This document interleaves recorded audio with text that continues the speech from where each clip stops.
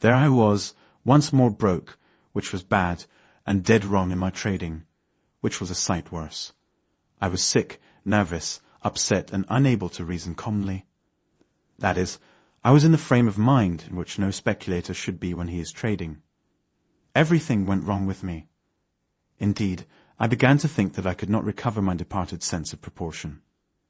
Having grown accustomed to swinging a big line, say, more than 100,000 shares of stock, I feared I would not show good judgment trading in a small way. It scarcely seemed worthwhile being right when all you carried was 100 shares of stock. After the habit of taking a big profit on a big line, I wasn't sure I would know when to take my profit on a small line. I can't describe to you how weaponless I felt. Broke again, and incapable of assuming the offensive vigorously, in debt and wrong. After all those long years of successes, tempered by mistakes that really served to pave the way for greater successes, I was now worse off than when I began in the bucket shops. I had learned a great deal about the game of stock speculation, but I had not learned quite so much about the play of human weaknesses. There is no mind so machine-like that you can depend upon it to function with equal efficiency at all times. I now learned that I could not trust myself to remain equally unaffected by men and misfortunes at all times. Money losses have never worried me in the slightest, but 161 other troubles could and did. I studied my disaster in detail, and of course found no difficulty in seeing just where I had been silly. I spotted the exact time and place. A man must know himself thoroughly if he is going to make a good job out of trading in the speculative markets. To know what I was capable of in the line of folly was a long educational step. I sometimes think that no price is too high for a speculator to pay to learn that which will keep him from getting the swelled head. A great many smashes by brilliant men can be traced directly to the swelled head. An expensive disease everywhere to everybody, but particularly in Wall Street for speculator. I was not happy in New York, feeling the way I did. I didn't want to trade because I wasn't in good trading trim. I decided to go away and seek a stake elsewhere. The change of scene could help me to find myself again, I thought. So once more I left New York, beaten by the game of speculation. I was worse than broke, since I'd owed over $100,000 spread among various brokers. I went to Chicago and there found a stake. It was not a very substantial stake, but that merely meant that I would need a little more time to win back my fortune. A house that I once had done business with had faith in my ability as a trader, and they were willing to prove it by allowing me to trade in their office in a small way. I began very conservatively. I don't know how I might have fared had I stayed there, but one of the most remarkable experiences in my career cut short my stay in Chicago. It is an almost incredible story. One day I got a telegram from Lucius Tucker. I had known him when he was the office manager of a stock exchange firm that I had at times given some business to, but I had lost track of him. The telegram read, "Come to New York at once. L. Tucker." I knew that he knew from mutual friends how I was fixed, and therefore it was certain he had something up his sleeve. At the same time I had no money to throw away on an unnecessary trip to New York, so instead of doing what he asked me to do, I got him on the long distance. "I got your telegram," I said. "What does it mean?" "It means that a big banker in New York wants to see you," he answered. "Who is it?" I asked. I couldn't imagine who it could be. "I'll tell you when you come to New York. No use otherwise." "You say he wants to see me?" "He does." "What about?" "He'll tell you in person if you give him a chance," said Lucius. "Can't you write me?" "No." "Then tell me more plainly," I said. "I don't want to." "Look here, Lucius," I said, "just tell me this much. Is this a full trip?" "Certainly not. It will be to your advantage to come." "Can't you give me an inkling?" "No," he said. "It wouldn't be fair to him. And besides, I don't know just how much he wants to do for you. But take my advice. Come, and come quick." "Are you sure it is I that he wishes to see?" "Nobody else but you will do. Better come, I tell you. Telegraph me what train you take, and I'll meet you at the station." "Very well," I said, and hung up. I didn't like quite so much mystery, but I knew that Lucius was friendly and that he must have a good reason for talking the way he did. I wasn't faring so sumptuously in Chicago that it would break my heart to leave it. At the rate I was trading, it would be a long time before I could get together enough money to operate on the old scale. I came back to New York, not knowing what would happen. Indeed, more than once during the trip, I feared nothing at all would happen, and that I'd be at my railroad fare and my time. I could not guess that I was about to have the most curious experience of my entire life. Lucius met me at the station, and did not waste any time in telling me that he had sent for me at the urgent request of Mr. Daniel Williamson, of the well-known stock exchange house of Williamson and Brown. Mr. Williamson told Lucius to tell me that he had a business proposition to make to me that he was sure I would accept, since it would be very profitable for me. Lucius swore he didn't know what the proposition was. The character of the firm was a guarantee that nothing improper would be demanded of me. Don Williamson was the senior member of the firm, which was founded by Egbert Williamson way back in the 70s. There was no Brown and hadn't been one in the firm for years. The house had been very prominent in Don's father's time, and Don had inherited a considerable fortune and didn't go after much outside business. They had one customer who was worth 100 average customers, and that was Alvin Marquand, Williamson's brother-in-law, who, in addition to being a director in a dozen banks and trust companies, was the president of the great Chesapeake and Atlantic Railroad system. He was the most picturesque personality in the railroad world after James J. Hill, and was the spokesman and dominant member of the powerful banking coterie known as the Fort Dawson Gang. He was worth from $50 million to $500 million, the estimate depending upon the state of the speaker's liver. When he died, they found out that he was worth $250 million, all made in Wall Street. So you see, he was some customer. Lucius told me he had just accepted a position with Williamson and Brown, one that was made for him. He was supposed to be a sort of circulating general business getter. The firm was after a general commission business, and Lucius had induced Mr. Williamson to open a couple of branch offices, one in one of the big hotels uptown and the other in Chicago. I rather gathered that I was going to be offered a position in the latter place, possibly as office manager, which was something I would not accept. I didn't jump on Lucius because I thought I'd better wait until the offer was made before I refused it. Lucius took me into Mr. Williamson's private office, introduced me to his chief, and left the room in a hurry, as though he wished to avoid being called as witness in a case in which he knew both parties. I prepared to listen and then to say no. Mr. Williamson was very pleasant. He was a thorough gentleman, with polished manners and a kindly smile. I could see that he made friends easily and kept them. Why not? He was healthy and therefore good-humoured. He had slathers of money and therefore could not be suspected of sordid motives. These things, together with his education and social training, made it easy for him to be not only polite but friendly, and not only friendly but helpful. I said nothing. I had nothing to say, and besides, I had always let the other man have his say in full before I do any talking. Somebody told me that the late James Stillman, president of the National City Bank, who, by the way, was an intimate friend of Williamson's, made it his practice to listen in silence, with an impassive face, to anybody who brought a proposition to him. After the man got through, Mr. Stillman continued to look at him, as though the man had not finished. So the man, feeling urged to say something more, did so. Simply, by looking and listening, Stillman often made the man offer terms much more advantageous to the bank than he had meant to offer when he began to speak. I don't keep silent just to induce people to offer a better bargain, but because I like to know all the facts of the case. By letting a man have his say in full, you are able to decide at once. It is a great time-saver. It averts debates and prolonged discussions that get nowhere. Nearly every business proposition that is brought to me can be settled, as far as my participation in it is concerned, by my saying yes or no. But I cannot say yes or no right off, unless I have the complete proposition before me. Don Williamson did the talking, and I did the listening. He told me he had heard a great deal about my operations in the stock market, and how he regretted that I had gone outside of my bailiwick and come a cropper in cotton. Still, it was to my bad luck that he owed the pleasure of that interview with me.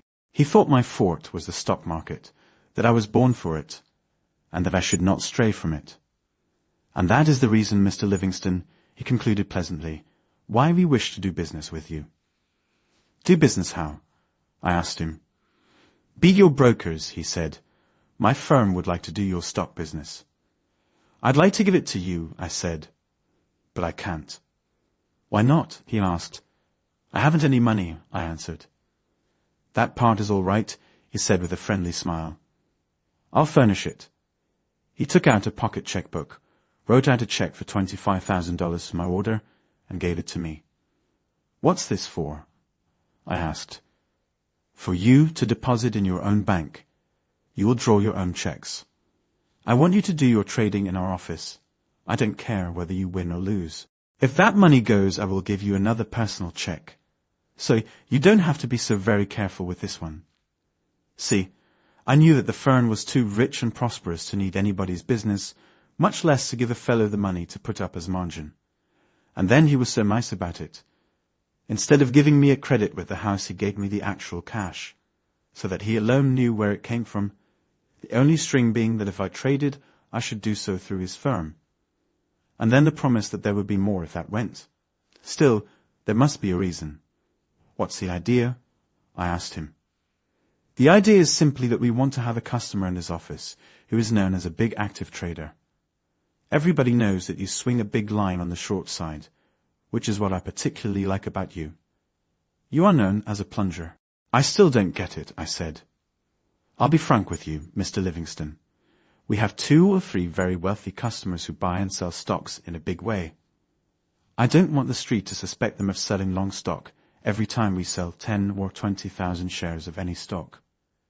If the street knows that you are trading in our office, it will not know whether it is your short selling or the other customer's long stock that is coming on the market. I understood at once. He wanted to cover up his brother-in-law's operations with my reputation as a plunger. It so happened that I had made my biggest killing on the bear side a year and a half before. And of course, the street gossips and the stupid rumor-mongers had acquired the habit of blaming me for every decline in prices. To this day, when the market is very weak, they say, I'm raiding it. I didn't have to reflect. I saw at a glance that Dan Williamson was offering me a chance to come back and come back quickly. I took the check, banked it, opened an account with his firm, and began trading. It was a good active market, broad enough for a man not to have to stick to 1 or 2 specialties. I had begun to fear, as I told you, that I had lost the knack of hitting it right. But it seems I hadn't. In 3 weeks' time, I had made a profit of $112,000 out of the $25,000 that Dan Williamson lent me.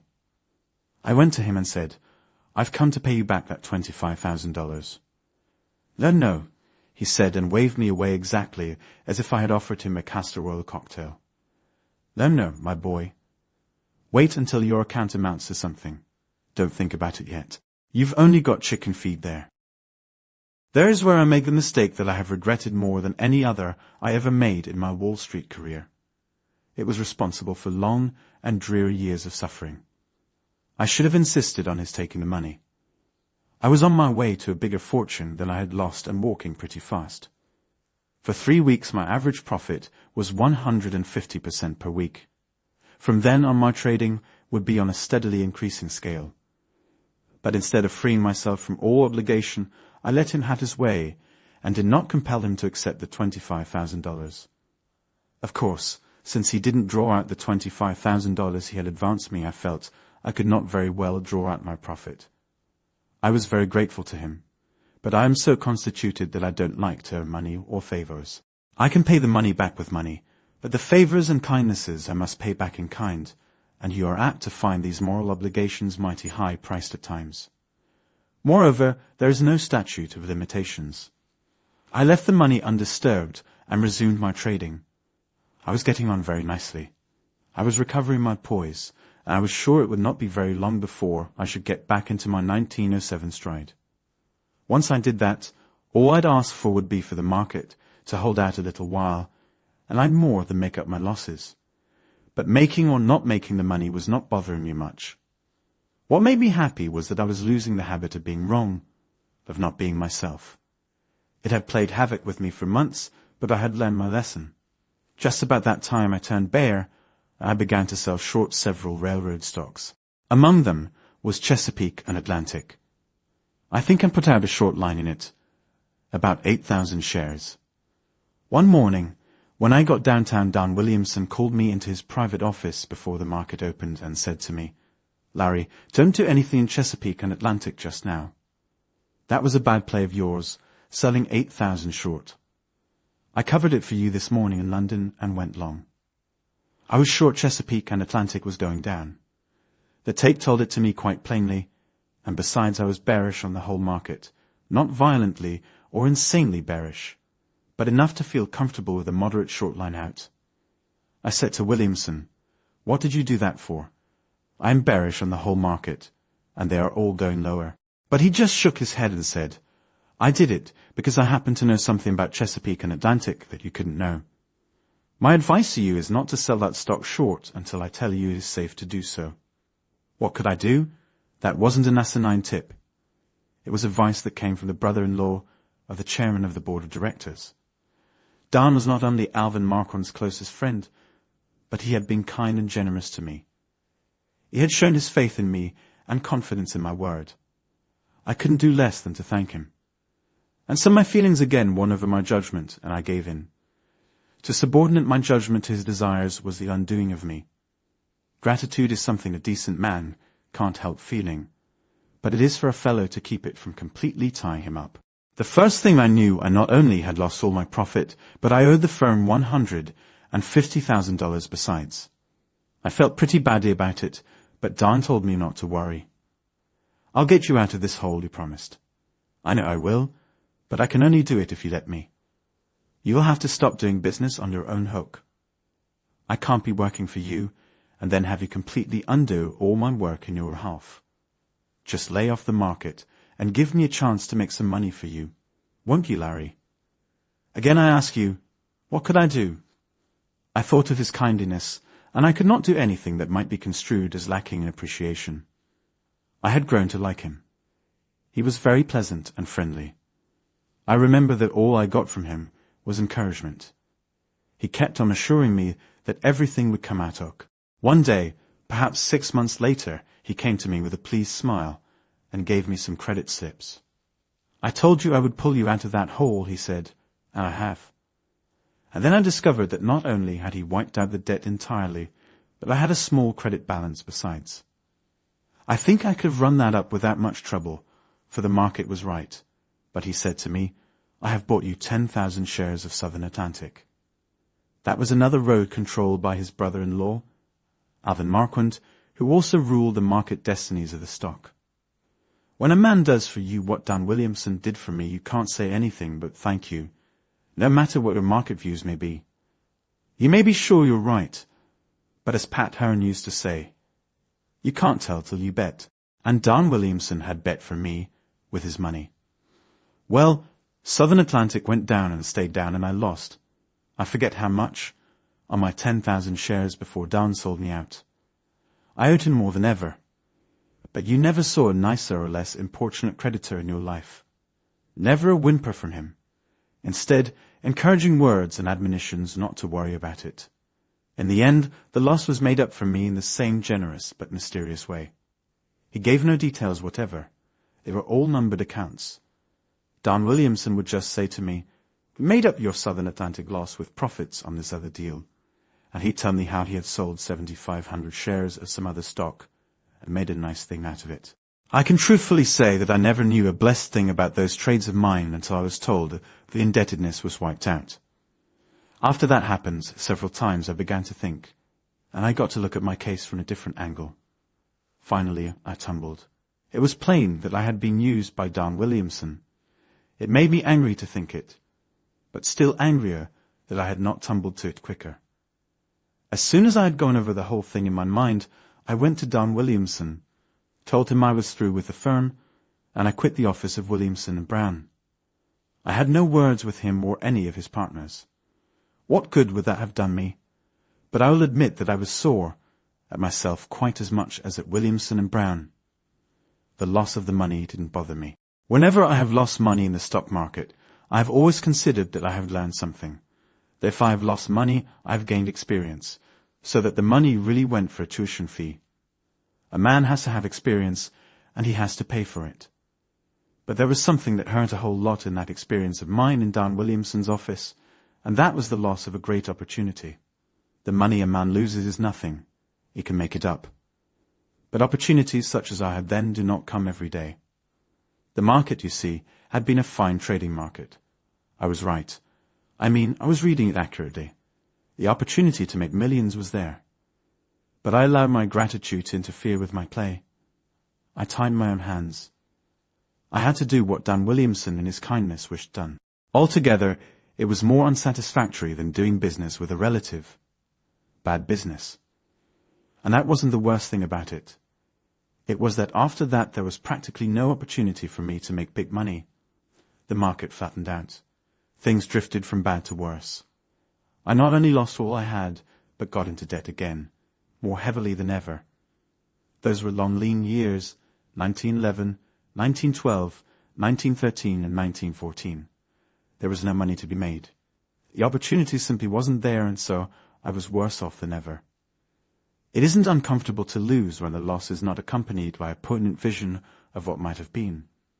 That was precisely what I could not keep my mind from dwelling on, and of course it unsettled me further.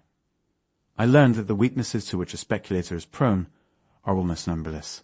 It was proper for me as a man to act the way I did in Dan Williamson's office, but it was improper and unwise for me as a speculator to allow myself to be influenced by any consideration to act against my own judgment.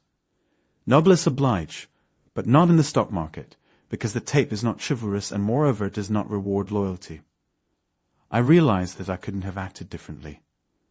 I couldn't make myself over just because I wished to trade in the stock market. But business is business always, and my business as a speculator is to back my own judgment always. It was a very curious experience. I'll tell you what I think happened.